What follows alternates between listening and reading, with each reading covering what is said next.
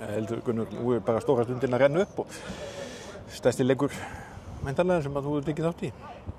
Já, ég myndi segja það, svona einn af þessu stærstu.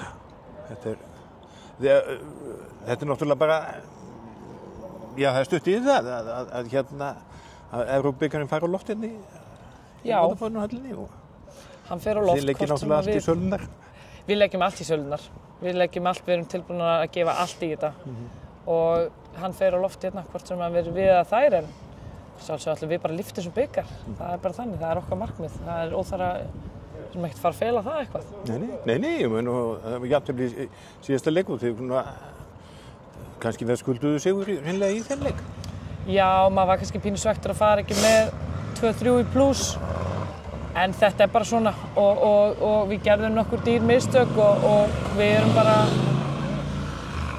einmitt að skoða það, laga þessa hluti en við teljum okkur eiga bara góðan séns hérna heima.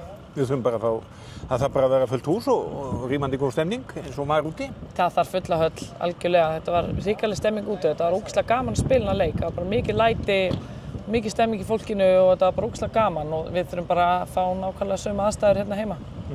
Og ég meina, þið eru bara með eitthvað frískasta lið og eigið að geta unnið þetta.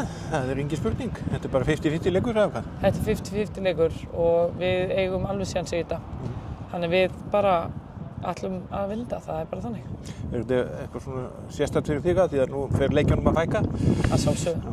Bara ógeðslega gaman að einn af síðustu leikjunum hans á ferlinum er svona leikur sko.